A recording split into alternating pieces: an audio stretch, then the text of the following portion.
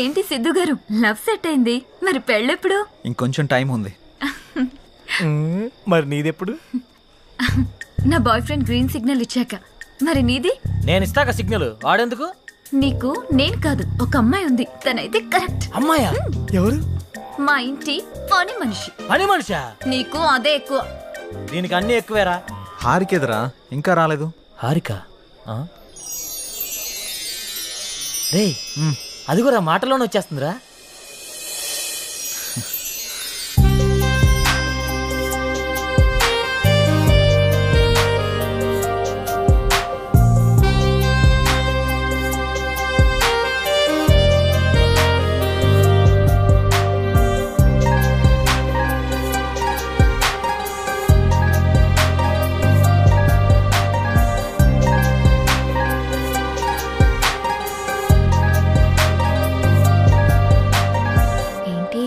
మింగేసేటట్టు అలా చూస్తున్నా? ఈరోజు చాలా బాగున్నావు హారిక. అంటే? చాలా కొత్తగా ఉన్నావు. కొత్తగా అంటే? ముద్దొచ్చేలా. అవునా? అయితే ముద్దు పెట్టుకో. ఇక్కడ? ఇక్కడే. ఇంతమంది ముందా? అవును, అమ్మాయిల నుండి అప్పుడప్పుడే బంపర్ ఆఫర్స్ వస్తూ ఉంటాయి. ఎలా ఇంతమంది ముందు? నీకు క్లూ ఇస్తా. ఏంటి? ఇప్పుడు టైం ఎంత? 8:58. ఇంకో 2 minutes లో ఫేస్ చేంజ్ అవుతుంది ఏరియాలో. ఫేస్ చేంజ్ అవ్వడానికి 30 seconds పడుతుంది. ఆ టైంలో నువ్వు పెట్టేసుకో. కరెంటు ముందే వచ్చేస్తే? మన సినిమాని అందరూ చూస్తారు. వద్దు. సరే, నీ ఇష్టం. ఇష్టమైతే పెట్టుకో, ఇందులో నా బలవంతం ఏం లేదు. లవర్స్ ఏదో సీక్రెట్ గా మాట్లాడుకున్నారు. మీ సిత్తు అందరి ముందు నన్ను ముద్దు పెట్టుకుంటానని ఛాలెంజ్ చేశాడు. రే, నువ్వు రొమాంటిక్ అని తెలుసు కానీ ఇంత రొమాంటిక్ అని ఇప్పుడు తెలిసిందిరా. రే, అది కాదురా. అయినా ఇంతమంది ముందు ఎలా పెట్టుకుంటావురా? నేను కూడా అదే ప్రశ్న అడిగాను జాంగ్రీ. 9 గంటలకి కరెంట్ పోతుంది, మళ్ళీ రావడానికి 30 seconds టైం పడుతుంది, ఆ గ్యాప్ లో పెట్టేస్తా అన్నాడు. అంత మాట అన్నాడా? నువ్వు మామూలుడు కాదురా. సరే సరే, మీ పాటలు మీరు పాడండి, నేను ఆ పక్కెళ్ళి తింటాలే. రే, అది కాదురా. 9 గంటలకు అని చెప్పావు కదరా. కానీ కానీ వాడికి ఎందుకు చెప్పావు? ఆడియన్స్ ఉండాలి కదా. నంబర్ 4 ఇప్పుడే బీరేశాను. ఇక మనకు చికెన్ డిన్నరే తిన్నారు. బాత్రూమ్ పోయేస్తానే. సరే. నెంబర్ 4, ఎప్పుడు ఆ పబ్జీ అనా? మరే నీకు ఇంట్రెస్టింగ్ లైవ్ గేమ్ చూపిస్తా. ఏంటది?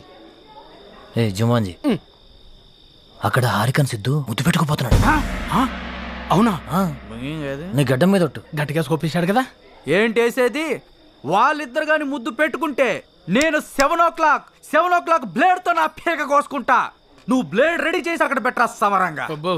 నేను తెచ్చి పెడతాగానే ముందు అక్కడ చూడు. చూస్తా. Your time starts now. 10, 9. అన్నా ప్రసాద్ అన్నా, ఎక్కడికి వెళ్ళావురా? బాత్రూమ్ అని చెప్తుంది కదనే. మళ్ళీ ఎక్కడికి వెళ్ళు, డిస్టర్బ్ చేయకు నన్ను. 5, 4. అన్నా, వెనక నుంచి చోటు చంపిండే. చంపని చావు, అక్కడికే పో. 1, boom.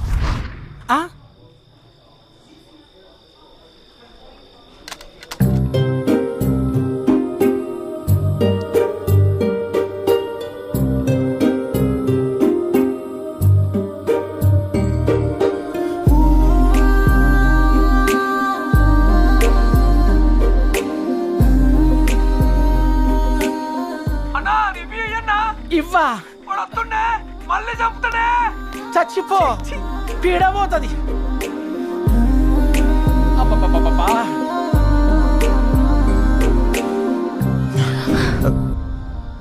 ఎవడ్రా పవర్ ఆన్ చేసింది? 7 o'clock పెట్టాడుగా, బ్లేడ్ తో కోసుకుంటావా? ఏంటి కోసుకునేది? ఆవేశంలో ఉన్నప్పుడు ఎన్నెన్నో అంటుంటాం, కోసుకుంటావా ఏంటి? అది నా పేరు. సారీ, అడబెట్టు. నంబర్ 4, ఇక్కడ మటన్ డిన్నర్ అయిపోయింది, ఫిష్ డిన్నర్ రెడీయా? నంబర్ 4 చచ్చిపోయిన already. Oh my PUBG. I have to start new game. I think ఇక్కడ వాస్తు బాగాలేదనుకుంటా, వేరే దగ్గరికి వెళ్ళి ఆడతాను. నంబర్ 4, నంబర్ 2 ఉన్నావా? Number 2 where are you? I'm coming. రే, నిజంగానే పెట్టేసేవేంట్రా? రే, అమ్మాయే ఆఫర్ ఇచ్చాక పెట్టుకోకుండా ఎలా ఉంటావురా? నువ్వు మామూలుడు కాదురా, మాయలోడురా.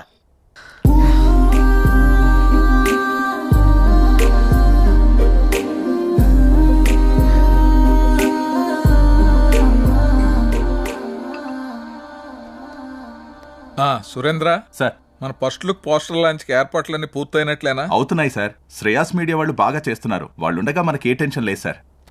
Hi sir. రాసిద్దు కూర్చో. ఏంటి ఎలా ఉన్నావు? బాగున్నాను సార్.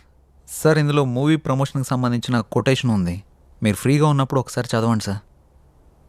ఓకే. సిద్ధు, మొన్న నువ్వు ప్లాన్ చేసిన ఇంటర్వ్యూకి చాలా మంచి రెస్పాన్స్ వచ్చింది. చాలా మంది డిస్ట్రిబ్యూటర్స్ ఫోన్ చేసి మేం కొంటాం అని అడుగుతున్నారు. ఓహ్, బట్ నేను అమ్మదలుచుకోలేదు, ఎందుకంటే సినిమా బాగా వచ్చింది కదా, ఫోన్ రిలీజ్ చేద్దాం అనుకుంటున్నాను. ఎలాగైనా మీరే ఈ సినిమాని బాగా ప్రమోట్ చేసి పెట్టాలి. తప్పకుండా సార్, మా నుండి ఎంత చేయాలో అంత ఎఫర్ట్స్ పెడతాం. ఫస్ట్ లుక్ ఎప్పుడు అనుకుంటున్నారు సార్? నెక్స్ట్ వీక్ చేసేద్దాం. మా సురేంద్ర ఫస్ట్ లుక్ పంపిస్తాడు, అది రాగానే ప్రమోషన్ స్టార్ట్ చేద్దాం. ఓకే సార్, ఇంక నేను బయలుదేరుతాను. ఉంటాను sir. Good luck. Thank you sir. చాలా సంతోషం అండి. Thank you. Hello, thank you sir, thank you. మన అయోధ్య సినిమా వచ్చిందిరా, టికెట్లు బుక్ చేసుకోరా, టైం అయిపోతా ఉంది. వచ్చింది, మ్యాచ్ వచ్చింది. టోటల్ మూవీ బాగుంది. బాగుంది. ఒక్కొక్క సీను అదిరిందంతే. బాగుంది. ఆయన నా ముల్లపల్లి హవానా సినిమా మాత్రం చాలా బాగుంది. అయితే సినిమా చాలా బాగుంది, హిట్ చేయండి. సూపర్ ఉంది, చింపేశాడు. చాలా బాగుంది. నైస్. అబ్బబ్బబ్బబ్బబ్బా, అయోధ్య లాంటి cinema never before ever after. మీకు అర్థమవుతుందా? ఇప్పుడే దిల్ రాజు గారు ఫోన్ చేశారు, చాలా బాగుందంట అన్ని ఏరియాలు. ఆంధ్రానే కదండి, సీడెడ్ నైజా 3 ఏరియాలు సూపర్ అంట. టోటల్ గా ఈ చిత్రం చాలా బాగుంది. అద్భుతాన్ని సంక్రాంతికి రిలీజ్ చేసేటువంటి సినిమాగా రిలీజ్ చెప్పుకోవచ్చు. అదే సినిమా అనుకోండి, చంపేసిన సినిమా బొర్ర మీదకి ఆకర్షణలోకి ఎగిరిపోయి ఎంతో చెప్పలేము. నేనే సార్ చెప్పండి సార్.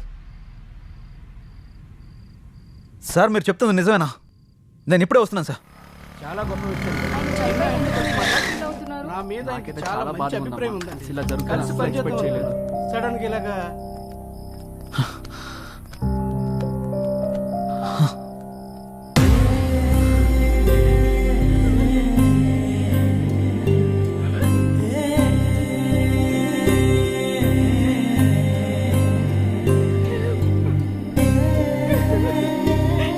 ఏం జరిగింది సార్? సూసైడ్ చేసుకున్నారు సిద్ధు. సూసైడా? ఎందుకు సార్? సినిమా రిలీజ్ అయిన రోజే హెచ్డి ప్రింట్ పైరసీ బయటకు వచ్చేసింది. ఇప్పటి వరకు కనీసం 50 లక్షల మంది డౌన్లోడ్ చేసుకుని ఉంటారు. ప్రింట్ బయటికి రావడంతో థియేటర్ కి జనాలు రావడం మొత్తం తగ్గిపోయారు. రిలీజ్ అయిన 2వ రోజే మొత్తం కలెక్షన్స్ అన్ని పడిపోయాయి. పైగా అయోధ్య సినిమా కోసం ఆయన 200 కోట్లు అప్పు చేశారు సిద్ధు. అప్పుల వాళ్ళు ఫోన్ల పైన ఫోన్లు చేశారు. అప్పులు ఎలా తీర్చాలో తెలియక, సినిమా పరిస్థితి ఏంటో అర్థం కాక ఆయన సూసైడ్ చేసుకున్నారు.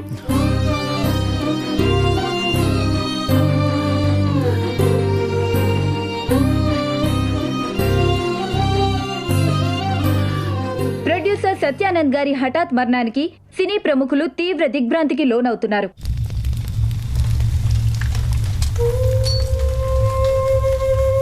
మనం పోయినా మన సినిమా ఎప్పుడు బ్రతికే ఉండాలి. నా ఊపిరి ఉన్నంత వరకు సినిమాలు తీస్తూనే ఉంటాను, సినిమాలు తీస్తూనే పోతాను. పదరా రే, అందరూ వెళ్ళిపోయారా? పదరా.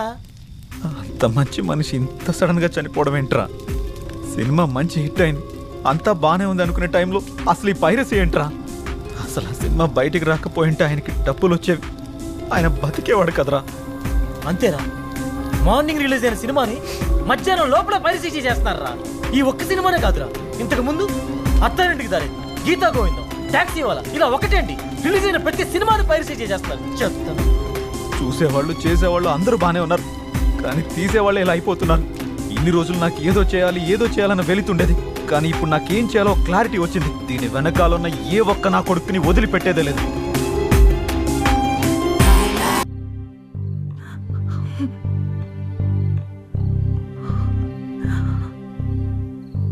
బాధపడకండి మేడం, ఆయన లేకున్నా ఆయన సినిమాలు ఇంకా బతికే ఉన్నాయి. మా ఆయన చిన్నప్పటి నుండి నాకు బాగా తెలుసు. 10 ఏళ్ల వయసున్నప్పుడు సినిమా మీద అభిమానంతో థియేటర్లో సినిమా టికెట్లు ఇచ్చే పని చేసేవారు. ప్రతిరోజు సినిమా చూడొచ్చు అని.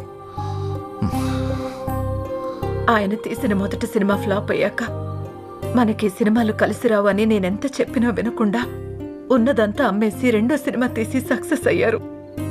350 కోట్లతో సినిమా తీస్తాను అన్నప్పుడు ఎందుకండి రిస్క్ అని అడిగాను. కథ నచ్చింది, ఖచ్చితంగా ఆడొద్దని అప్పు చేసి మరీ తీశారు. రిలీజ్కి ముందు టెన్షన్ పడుతుంటే ఎందుకు తీయడం, ఎందుకు ఇలా టెన్షన్ పడటం అని అడిగాను. సినిమా తీయడం ఒక అదృష్టం, అది అందరికీ రాదు. అందులో ఉన్న ఆనందం చేసేవాడికి మాత్రమే తెలుస్తుంది అని అనేవారు. కానీ చివరికి ఆ సినిమా కోసమే తన ప్రాణాన్ని తీసుకున్నాడు బాబు.